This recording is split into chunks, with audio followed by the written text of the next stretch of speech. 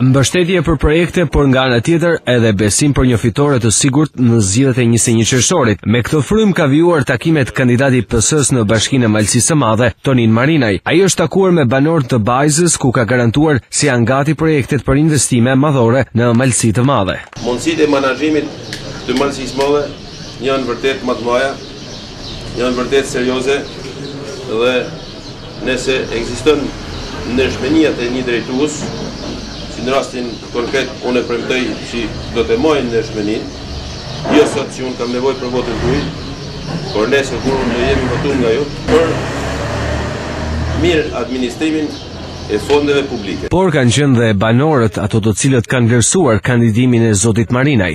Vi nga një familje ekstremiste djathtë, por vi me krenarin krah Toninit, duke di se nesër pas nesër e di që do thonë gjithë malësorët dhe gjithë bajzonët dhe gjithë fshatrat që ka Malësia e Madhe, që vërtet për këtë burr pas ka kenë drejt të dalësh, të punosh dhe të luftosh që ta morë atë mandat. Sigurisht ai e ka marrë tashmë. Ju uroj suksese ju, të bashkoheni tanë fiqini e të votojmë për Tonin Marinaj. Pas Bajzës, Marinaj i shoqëruar edhe nga stafi i tij është takuar me banorë të fshatit Goraj. Ai ka deklaruar se në këtë zonë është gati projekti për ujësjellsin. Një ndër objektivat që unë kam gjatë mandatit që unë do kem është që ujëpishëm të shkoj në çdo fshat dhe pa asnjë mungesë.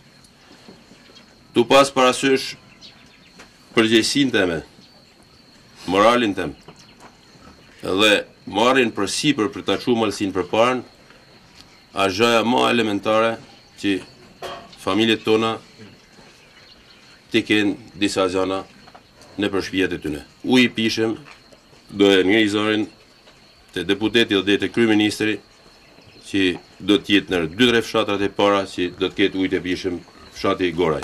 Tonin Marinaj ka një garanci të tij, gatishmërinë e deputetit Paulin Sterkaj, por dhe besimin e kryeministrit Rama për t'i dhënë drejtimin kësaj zone në qarkun Shkodër.